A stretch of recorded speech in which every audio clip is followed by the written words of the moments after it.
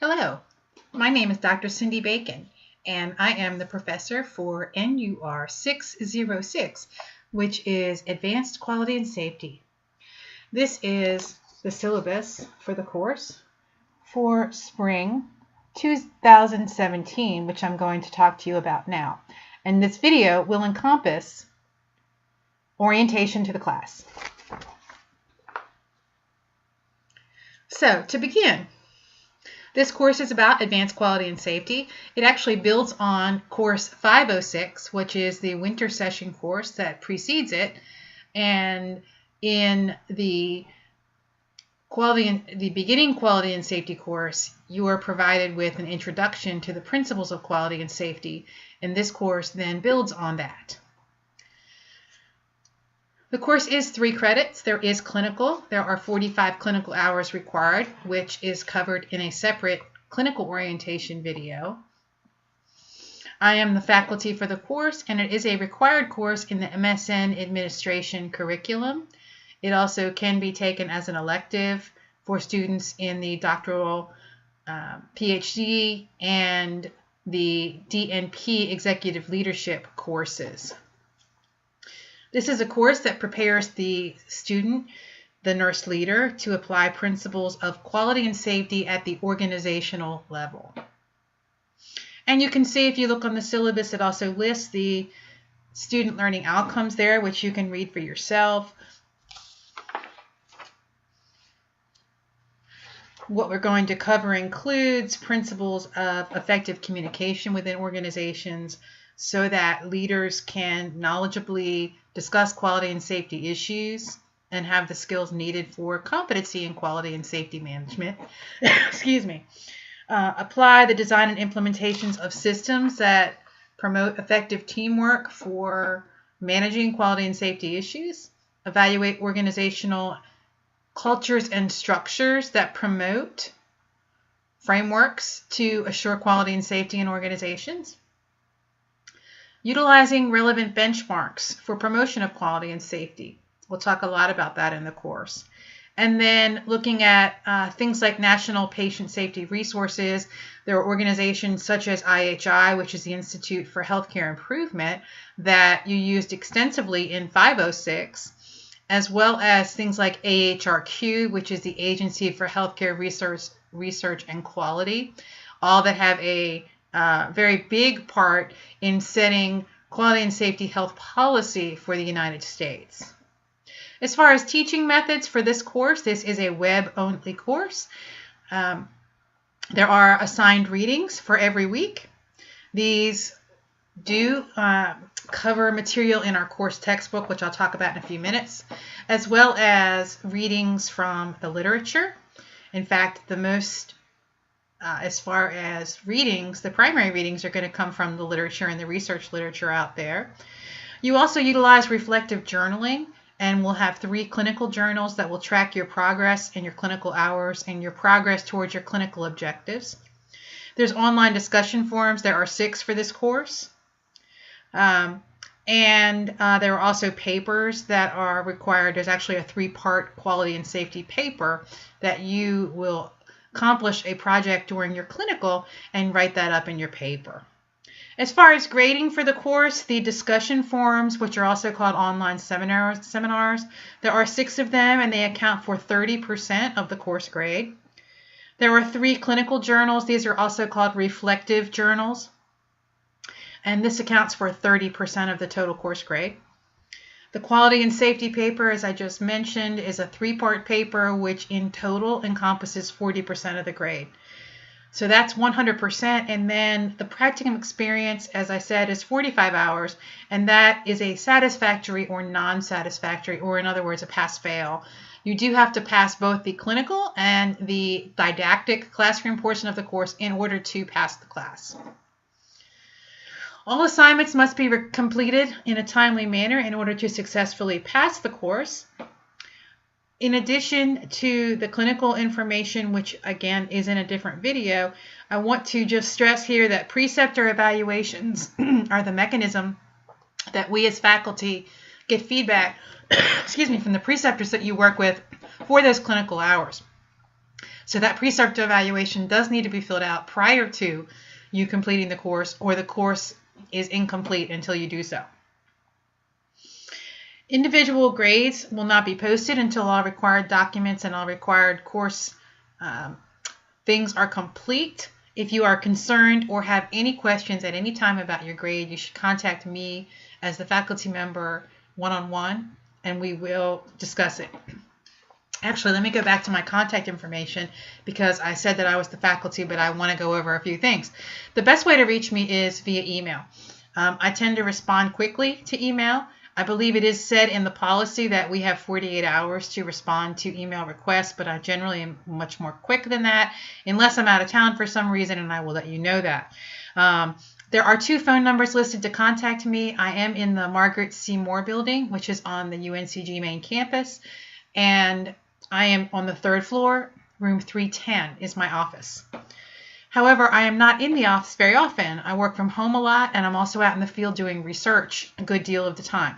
I'm in the office always on Mondays from 10 a.m. until 2 p.m. Those are my office hours when you can always catch me in the office. However, most of the time I am not in there, so the best way to reach me is by email, number 1. And if you do need to call me, call my mobile number. My cell is listed on the syllabus, and that is the best way to reach me. You can certainly leave a message on the office phone, but I can tell you I think it's rang 8 times in the 3 years that I've been at UNCG, so I don't use it very often. But feel free, if you'd like to, when I'm there, I will pick up the messages. Okay. Grading scale is the next thing on the syllabus if you're following along in your syllabi. The grading scale is the usual scale that is used for the graduate school, and you can see that grades range from 93 to 104 in A, etc. There is a late work penalty, as is standard for all of our MSN admin courses. There's a 10-point penalty per day for late assignments. You do need to be aware that late discussion board postings will not be accepted. If a student anticipates being late with any other assignment, however, and they contact the professor prior to the due date of the assignment, we could possibly work something out as far as extending your due date if there are extenuating circumstances. However, if you contact me after the fact, sorry, you're going to miss those 10 points. I need to know ahead of time. Obviously, there are things that come up. You are adults. You have working lives. You make decisions on what you're going to do and how you're going to manage your time. But all of us sometimes have unexpected things, death in the family, illness, things that are unexpected that we cannot control and we don't know ahead of time. Obviously, we will take those considerations on a one-to-one basis if that happens. You need to contact me directly. But otherwise, if you don't let me know ahead of time, sorry, the late penalty applies. Okay. There is a separate short video, 4 minutes, I think, that Dr. Jenkins has prepared to go over the discussion forums, particularly for those of you that are new. Discussion forums are a way that we do seminars or discussions that would otherwise occur in a traditional classroom where we have a live discussion. This is a mechanism where we do that so you can interact with your classmates. There are specific instructions for postings. You have to post by a certain date, which is Thursday, and then you have to make replies. And that's in a video listed separately on the Canvas page. There is a required textbook for the course. The course textbook is this here. Introduction to Healthcare Quality and Management, the 2nd edition, and the author is Patricia Spath, S-P-A-T-H. The publication year is 2013, and the title of the book is Introduction to Healthcare Quality Management. And you can find that in the bookstore. It should be used because we've used it before in the course, so if you want to use copy, you should be able to get that. There are a number of other suggested resources that will be very, very helpful for you in the course. I already mentioned IHI, which is the Institute for Healthcare Improvement, AHRQ, the Agency for Research and Quality, and then there's a number of other things that are listed on your syllabus. You will see at some times there will be required and then some recommended readings that are extra things that you may find helpful, for example, for your papers or as you're planning your clinical experience. All right, let's talk about the specific assignments. As I said, the discussion forums are 30% of the grade. You can refer to the very specific information listed here in the syllabus as well as Dr. Jenkins' videos. We do grade these the same from course to course. Dr. Jenkins and I are the 2 primary faculty. We teach 95% of the MSN admin courses and we work very closely together. So the rubrics and all and the way we grade them will be exactly the same from course to course. Your clinical journal, which is your reflective journal talking about your practicum experience, is 30% of your grade. There is some information listed separately on the Canvas website for the course that talks about your clinical objectives. Now, this is new for those of you that are new, for returning students. In the past, we would have you come up with your own clinical objectives as well as the strategies to achieve the objectives. Now we provide you with basic objectives for every single course. And the only thing you need to do is to come up with those strategies on how you're going to meet those objectives. There is a rubric for the practicum journal and specific instructions also on the Canvas page. The third big assignment, as I said, is the quality and safety paper. This is a 3-part assignment. As I said, overall 40% of your grade.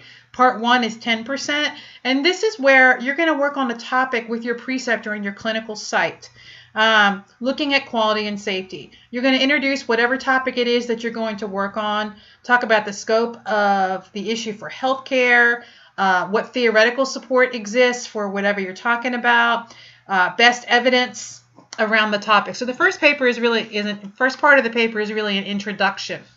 The second part of the paper is looking at data. So you will need to be working with your preceptors and looking at data with your preceptors around a selected quality or safety topic. You will choose the topic in conjunction with your preceptor. So you need to find something where there is data available. For example, you might be looking at healthcare acquired infections. You might be looking at hand hygiene. You might be looking at falls. Whatever your topic is, you need to have access to data in your clinical site so that you can utilize this data and talk about it in your paper. You will then make a presentation, either a PowerPoint or some other recorded audiovisual presentation that you will upload to Canvas, which is our course management system, and that will be the second part of the paper where you talk about the data and in this presentation. That's 10% of your grade of the 40. The third part of the paper is the final piece. This is 20% of that 40% of your grade. It's the final paper. You're going to combine part 1, which you have the introduction, and part 2, which goes over the audiovisual presentation. You'll talk about the entire project in the paper. If you have specific questions about this, please see me individually and we can talk about it. Sometimes students find it helpful to get ideas for what topics they might cover by talking to me. Certainly your preceptor is going to be paramount in importance, and you'll want to talk with them about this project very early on in the semester. The final paper, which combines all 3 parts, is due at the end of that last week of the semester, which is in May. And the due date for the paper is May the 7th. However, part 1, the introduction, is due March the 12th, and part 2 of the paper is due April the 9th. So you do need to get moving on that quickly when you get with your preceptor. The academic integrity and policy is important. Any written work that you submit in any of the MSN admin courses do have to have this statement, which you can find on page 3 of the syllabus, which I'm showing you here. I'm sorry, it's page 5 of the syllabus, but I'm showing you right now.